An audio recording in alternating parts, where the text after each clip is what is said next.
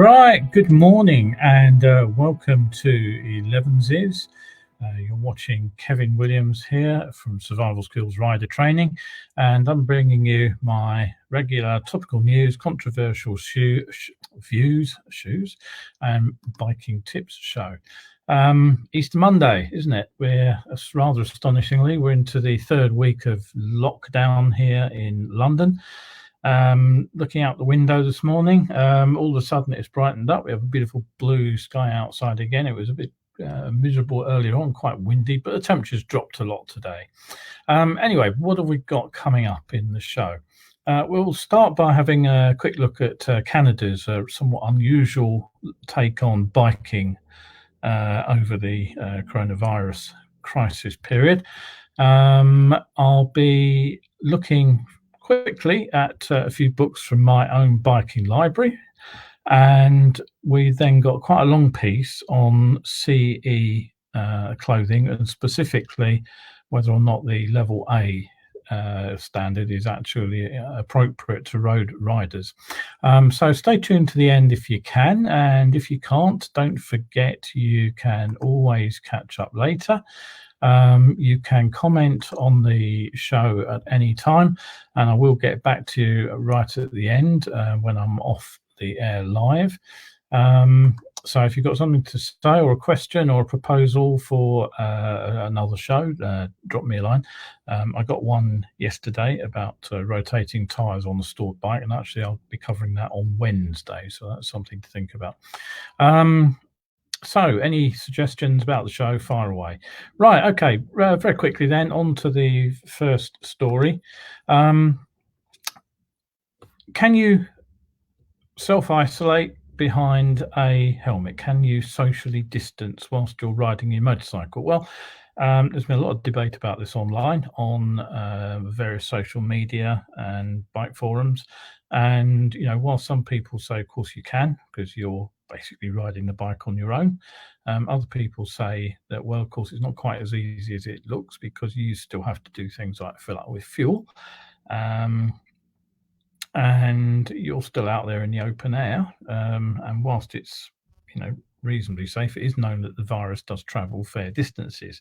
So, you know, there are questions on both sides about it. Now, and of course, we have the lockdown rules, and some people say, well, the rules are rules. We shouldn't break them for any reason. So there are a range of different opinions.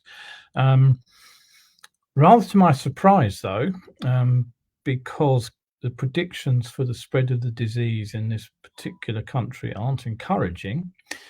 Canada, right now, the authorities there seem to believe that motorcyclists can socially distance whilst still riding their bikes for recreational purposes.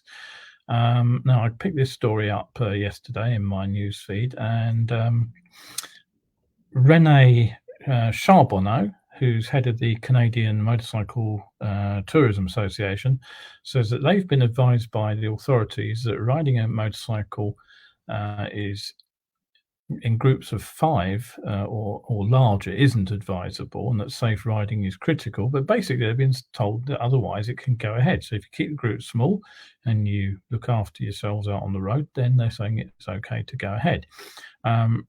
Rene then goes on to say, please be cognizant of the potential that if you're in a motorcycle crash, you could be a burden on an already burdened emergency room. So whether or not extra cautious riding out for non-essential trips is wise or not, Ms. Charbonneau notes that numerous annual motorcycle events across Canada have already been cancelled, and says basically that riders should think about whether the trip is necessary. She continues, is the trip you're going to take, is that going to bring you into a position where you could bring harm to someone else by way of transmission? Because guess what? You end up in the hospital. And of course, the thing is, if you are riding clean of the virus, you could end up in a hospital full of CV yourself. And unfortunately, I have to say that far too many UK bikers are still heading there. I am sounding like a broken record here, but I've said several times that typically on the roads, 1 biker a day is killed in the UK. But despite the 50s level traffic that's out there at the moment, bikers are still crashing at 21st century rates. Now, just one story that popped up in my newsfeed over the Easter holiday weekend. On the roads of just one county in the UK, Hertfordshire, 2 riders lost their lives. 4 others were hospitalised with serious and life-changing injuries last week alone. A teenager died following a major crash in Cheshunt, and a man in his 60s lost his life colliding with a car in Tring. So, you know, we basically really do need to think about what we're doing out there. It's not just the personal tragedy implications here, but it's the knock-on effects of the crash. The emergency services are stretched to the absolute limit. A story that pops up again in my news feed today is that first responders are now being supplemented by retrained fire and rescue personnel, and also air force and army drivers as well are taking over some of those first responder roles as drivers, and also transporting patients from emergency hospitals in one area to one where there's some space. So I don't want to, as I say, I don't want to sound like a broken record, but I really can't stress enough the seriousness of the situation. And there are people out there still taking it very lightly.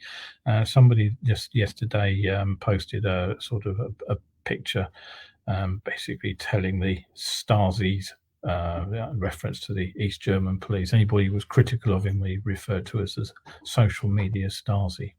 So think about what you're doing. It's not a time to revel in the empty roads, even if you're making essential journeys. It's a time really to take essential care. Okay, so after that depressing note, just a reminder that you're watching Kevin Williams here of Survival Skills, are delivering the Elevenses show to you. I'm going to look at some biking books, which again I've put somewhere, and now I can't find them. And we'll come back to some CE approved stuff, CE approved clothing to finish off the show. Right. Okay. So, what have I got in my library? Somebody said the other day that why didn't I have a backdrop of all my books in my library? Well, as you can see, I've got sort of knocked up an impromptu studio here with the screen behind me and a couple of banners hanging on it. It's in the bedroom. Living in a fairly small flat in London, I don't have a lot of space, and quite frankly, the books are all in the spare room on shelves, and underneath them there's a bed. So without doing some major sort of furniture shifting, I can't really move the books to somewhere I can use them as a backdrop. So a memo to self, actually, I must actually move the books off those shelves because they're groaning under the weight. I'm worried one day they'll collapse on somebody in the spare room's head. Anyway, I thought I'd just use this slot to run you through some of the reading material I've amassed over the years. Some of the stuff is probably a little bit off the beaten track as well. But let's start with the great granddaddy of them all. You may recognise that book if you are of a certain age. It is Motorcycle Roadcraft. It's the car driving version, and it dates all the way back from 1977, that copy. If I remember correctly, thinking back a long way, that was either given to me by my father or very possibly my first driving instructor, who was actually a police driving instructor for Kent Police. And I'd probably say this safely now, it's almost 40 something years ago. He was moonlighting at the time, so anyway, it was either him or my dad, who was also a Met Police employee and drove Met Police vehicles, who gave me this particular copy. So it introduced me to the basic ideas, the basic theories behind police driving system. And although this one is specifically intended for the cars, the interesting thing is that a lot of the basic information in here actually crossed over into what came next, which was, it says, reaching for prop number 2, this book. And this was the motorcycle edition. Now, the car one I've got was printed in 77, and this particular one was first printed in 78. Now, at that time, I was at university, and if I remember correctly, I bought it as soon as it came out and lent it to somebody, and never got it back, as is the way of things with books. It tends to happen, doesn't it? So this particular edition here is actually a third edition of the 78 book, and was printed in the 80s. But that book sort of survived in that format for quite a long time, and it introduced us to all sorts of things, such as the basics there. I think you can probably see that, of the motorcycle riding system. It was the old 7-step system for turning corners, and that went on to underpin what I taught as the OSM PLCL system to riders on basic training for ages. So there's a lot of stuff in here which explains how motorcycling, the police system, can be applied to motorcycling. The book's a little bit out of date in some ways now, but there's still a lot of good stuff in here. And of course, it led to later editions of that book. Now, I won't bore you with those, but I'll move on to another book, completely different, the Little Ride Book of Biking Emergencies, What If? Now, I'm pleased to say that I was a major consultant for this book. I got a phone call out of the blue one day, from a guy called Guy Proctor, who was a writer at the time with Ride magazine, and he asked me if I could help contribute to this little book. So it has a whole series of stories. There is some which are slightly less than useful, such as what do you do? How do you cook roadkill? There are some others which may or may not be applicable to you, such as how to ride up and across a sand dune. As I say, I contributed some of the more useful things, which included what to do if you found animals in the road, that kind of thing, how to deal with a flooded road surface. So I talked about the sensible stuff. It's still an entertaining little read, actually. I haven't looked at this for donkey's years. I can't even remember when it came out. I don't know if there's a date in it. Can't see one, but I would imagine when did Ride start? It was one of their earlier issues, so must be 25 years ago at least. Anyway, so yes, Ride magazine, that was one of the things that I've contributed to over the years, and I'll come back at intervals to bring you some more of my books. Okay, so just a reminder that you're watching Elevenses with Kevin Williams here. Don't forget, even though we're locked down, we can still read, and my paperbacks are still available from my publisher at Lulu. you can head on over there, see what is on offer. There are also a couple of ebooks that you can also download instantly, but have those. And just a reminder, we're on every Monday, Wednesday, Friday, and Sunday at 11. So, okay, let's move on rapidly to the main event today. I've got quite a lot to say today, so it's going to be quite a long piece of talking. So, if you haven't got your cuppa already, go and grab something quickly while I just run back over what I was talking about last week. Now, you may remember last week what I explained was that there were originally two standards for clothing and body armor. There was level 1 and there was a level 2. Level 1 was aimed at the average rider. Level 2 was aimed at the professional rider. So it was intended to be taken up by police riders, motorcycle trainers, that kind of thing. Effectively, the level 2 was the higher of the two standards. So, okay. What I explained also last week was that the directive issued by the EU meant that all clothing sold with a protective function should have been certified to the EU standard. However, what happened was that the majority of the manufacturers managed to sidestep the legislation by implying or actually even saying explicitly that all appearances aside, their garment wasn't to be protective. They did that in two ways. Much of the advertising switched from showing people actually riding motorcycles to people in bike kit standing around on the beach looking at the scenery, or sitting in a cafe sipping a coffee. They also did it by sewing a little label into the garment that said this piece of clothing is not to be considered personal protective equipment within the provisions of the directive. So basically, they sidestepped the legislation. Now, what happened in the last few years was that the EU committee got together and they sat down and they drew up some new plans which would close these loopholes.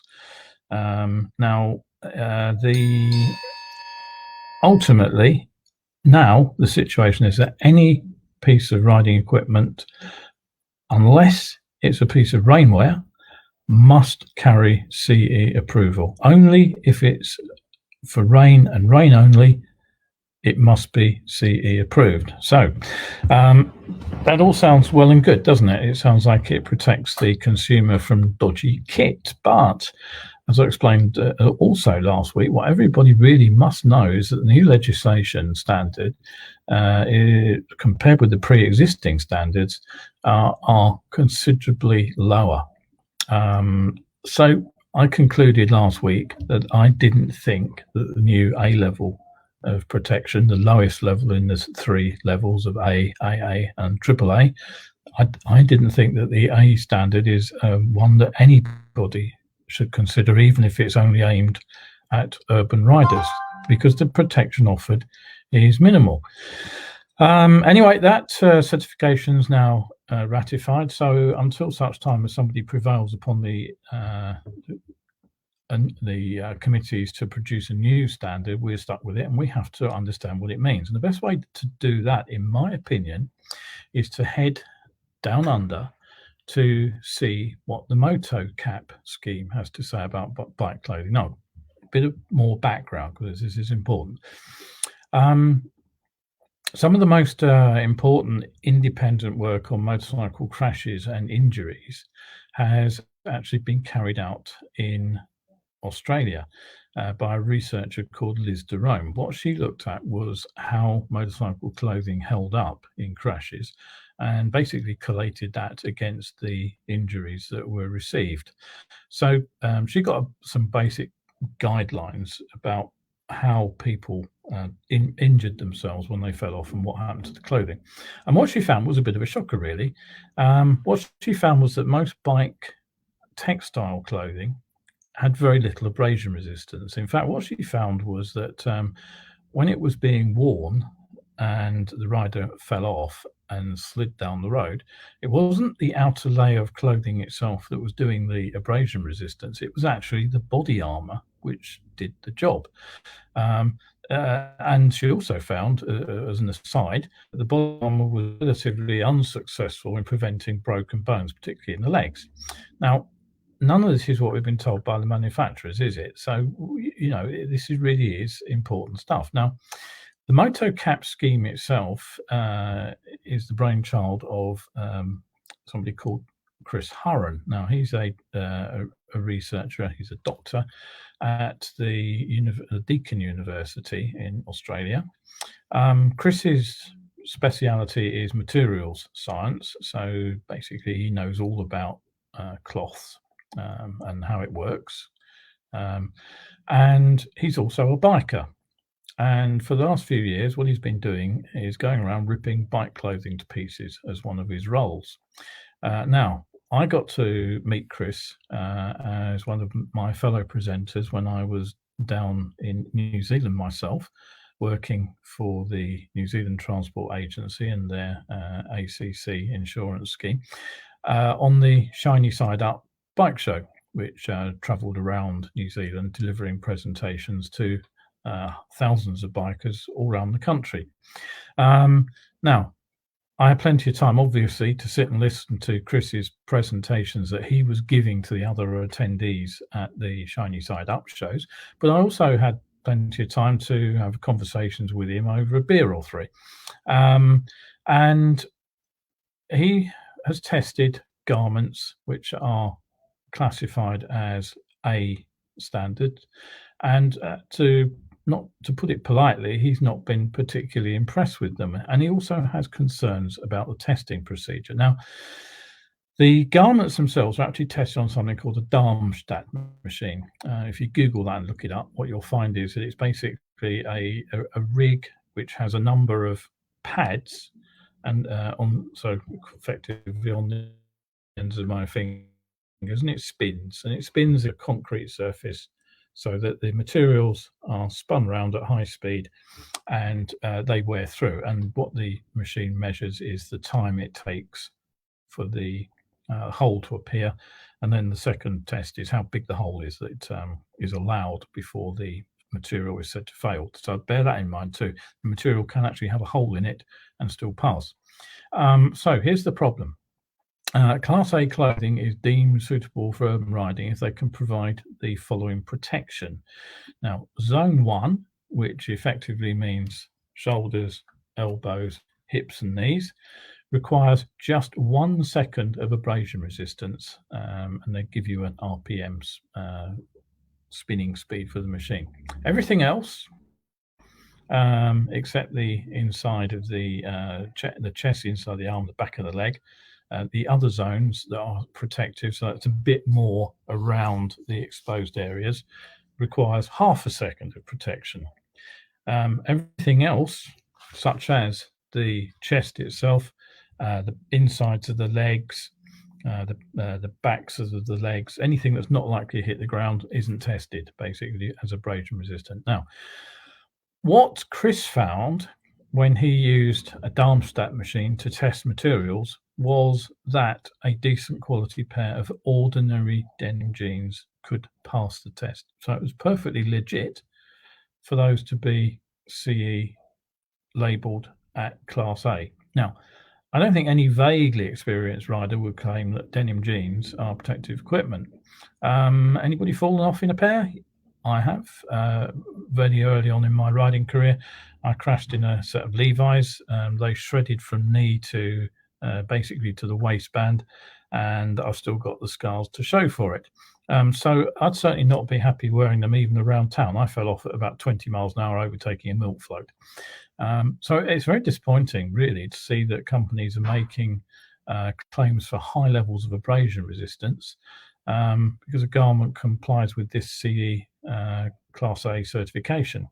Now, what about the conventional fabric kit then? How does that hold up? Now, as it happens, just before I made that first trip to New Zealand, I was looking for a replacement riding suit. And one of the things that I spotted was an RST Rally 3 jacket and trousers, and they were being sold off at a very attractive price, presumably because they didn't have a CE label stuck on them. So I looked into this, did some reviews, checking. It was quite an interesting video review. And anyway, I went ahead and ordered them.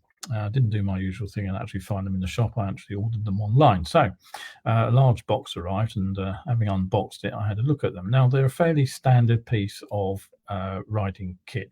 It's the sort of thing that you'd find pretty much on any clothing retailer's rail. First thing, hauling all this out of the box, as I noticed it was bloody heavy. You tend not to notice weight when you're riding something, but if you try running upstairs, trust me, you do notice it eventually. As a courier, I knew all about running upstairs wearing bike kit. So yeah, I thought, oh yeah, this is pretty heavy, pretty weighty stuff. So I was fairly impressed out of the box. All right, quick sip of tea there. What's it made of? Well, the construction is of a branded polyester material. It's called Max-Tex. It's unspecified, but probably, from my experience of working with Chris, seeing what he was displaying, it's probably 600 denier. What's denier, I hear you ask? Well, briefly, it's a standard for measuring the weight of thread over a measured length. So basically, the thicker it gets, the heavier it is, and the higher the denier number is. That's fairly simple and straightforward. Generally speaking, the thicker a thread is in the same material, as it gets thicker, the more abrasion resistant it is, the stronger it becomes. So the higher number of denier in the material, the more resistant it is. 1,000 denier thread is more resistant than 600. Now, okay, of course, the material itself affects the abrasion resistance, so you can't strictly compare 600 in one material with 600 in the other and say they're the same. You have to know about which materials are more abrasion resistant. So Cordura, for example, which is a form of nylon, has more abrasion resistance than polyester of the same weight. And something else to know is that sliding also generates heat, and that can melt the polyester, which can cause it to fail too. There's something else you need to think about. I'm not going to go into this in detail, but you also need to know about the burst resistance of a garment. That means whether or not the material itself will fail and just split. Polyester doesn't have great resistance to burst. So already the garment isn't sounding too fantastic. It's one of those, as I said, it's that material which tends to utilize the body armor as a second layer of abrasion resistance. But anyway, you pay your money. And I looked at these garments, and you have to balance the cost and the practicality. These are relatively all-purpose garments compared with track leathers, for example. Anyway, for various reasons, they went back in the box, and they got sent back. They basically didn't fit my body shape. So anyway, I was interested to see that MotoCap has now tested the Rally 3, and I saw that they also now have a CE Level A certification. So the construction is the same. Max-Tex on the outside with a second material, a ballistic material on the extra protective area. So how did it perform on Chris's rig? Well, we'll come on to that in just a moment. I just want to remind you before I go any further that you can catch up with my show every Monday, Wednesday, Friday, and Sunday at 11 a.m. BST. And if you missed a show, you can either catch up here on Facebook, or you can head to my YouTube channel, which is Survival Skills UK. Don't forget that UK on the end of it, or you won't find it. Okay, so now I'll just have to do a little bit of jiggery pokery here with the. I have to set the other screen up, so bear with me for a moment. So here is the Rally 3 kit. As you can see, Yeah, there it is. It's up on screen. As you can see, it looks like a fairly standard, typical kind of jacket sold to motorcyclists all over the world. So, all right, how did it fare in the test? Well, okay, let's again set the screen up to show you that. So these are the Moto Cap results on the test. Now, have a look at that. Let me talk you through what you're seeing. I'm going to put my glasses back on for a moment. The diagram tells the story. The tested materials all perform poorly in the abrasion risk areas, and they only did a little better marginally in the lower risk area. The hips and the knees are the high risk areas. That's where the material A, the protective looking patches, are placed, and they on average survive just 1.34 seconds on the Moto Cap test rig. And material B, which is over the slightly less risk areas, just basically gave you just over a half a second of protection. Now, the tests are on a different kind of rig. It doesn't use the Darmstadt machine. It uses a sort of a belt. There's a big plus to that. You're constantly exposed to fresh surface, whereas with the Darmstadt machine, it spins over and over and over again in a circle. And what Chris has found is that the material that's actually coming off the rig actually builds up in front of the test sample and lifts it up. So it's not actually abrading and disappearing behind it. You're actually creating a kind of buffer in front of the material which is wearing. He also found something else with the Darmstadt machine, is that the abrasive surface that it uses, which is concrete, actually polishes. So over time, the machine gets less rigorous in its testing. His rig, which uses a belt, the belt's replaced, and basically so every sample is done on a fresh piece of belt sander, as it were. What else can I tell you about the testing? Well, it's not just one garment that's tested, it's two. In fact, in this particular test, he tested a 2XL and a 4XL, so two different jackets. So they come from two different production batches. The other thing is that they are not submitted for sampling, for testing rather. They are randomly sampled. They're bought by a secret shopper. So there's no chance the manufacturer can sneak a test special into the test procedure. Now, I don't want to be seen to be singling RST out. It's just that I actually had personal experience of picking that jacket up and thinking, okay, this isn't a fantastic kit, but it'll probably do for what I want it for, which is riding around at normal road speeds. You might also argue quite reasonably that RST isn't a top of the range manufacturer, although it's got a pretty good reputation as as one of the better brands at a decent budget price, if you like. But the thing is, what I found is that some of the most respected names in the business have been exploiting this new low A standard.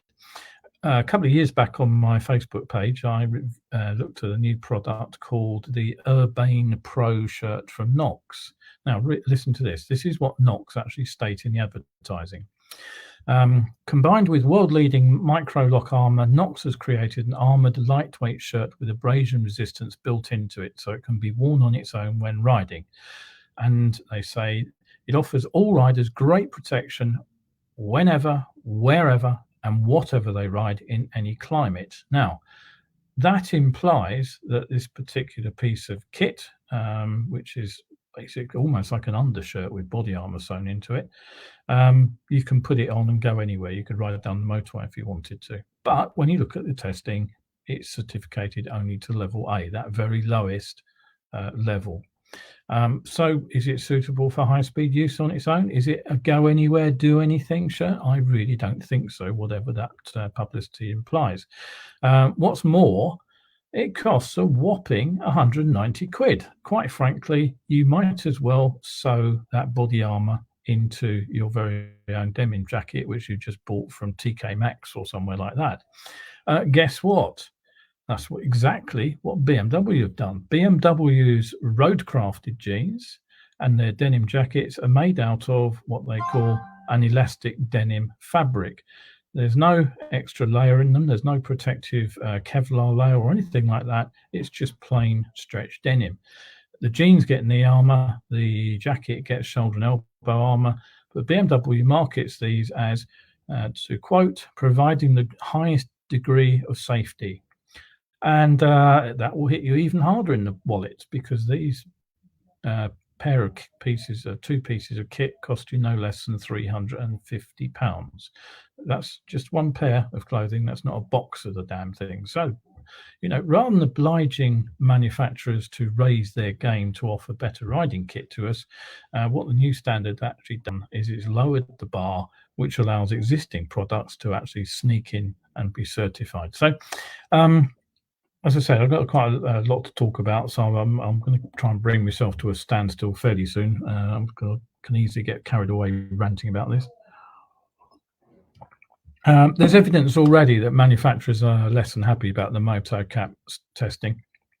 A website called motorbikewriter.com reported that a chap called Steve Franklin, who is connected with the Merlin motorcycle clothing company, is concerned that MotoCap is too complex for consumers.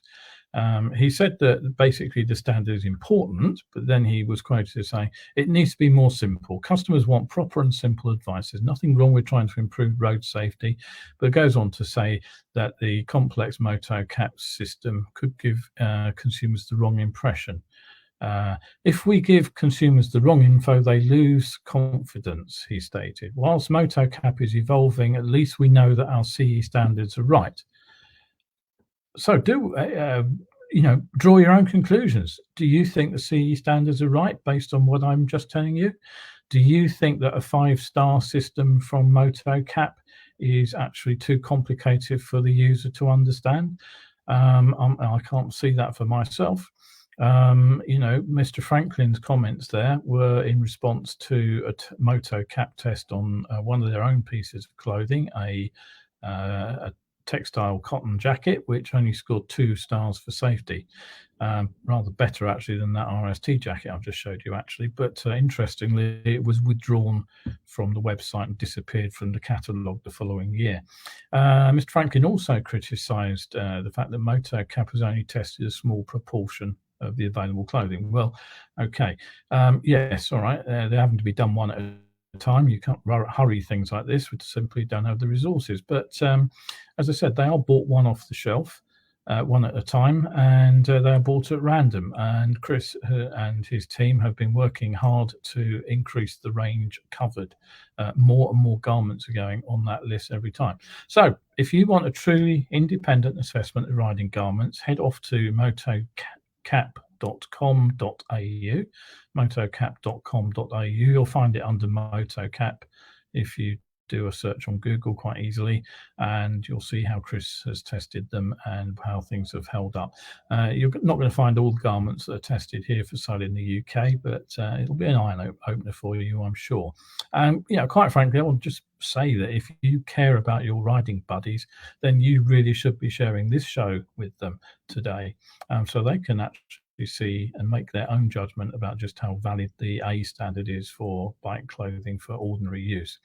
Okay, now I was intending to bring this to a halt today, but in fact I've got actually some new information actually provided by Paul Varnsverry, who was one of the team that worked on the original CE standard, and he's kindly provided me with some diagrams, which I'm going to show you next week, because we're out of time today. Thanks also to Zebedee, you know who you are, from the bike forum that I frequent, for posting up the information on those BMW jeans, which I hadn't seen before. So, okay, that really is the end of today's show. We've overrun by a few minutes, but nothing too serious. So, be back on Wednesday with more news, views and tips. And remember, we'll finish off the CE story in a week's time as well. In the meantime, don't forget to check out the regular written posts on Facebook. I'll be putting a new Tips on Tuesday out tomorrow. Come over if you've not been there before. Give me a like and a follow. We're nearly 6,000 likes on the page now. So for now, thanks for watching. Hopefully catch you next time out. And so that's it. Bye for now.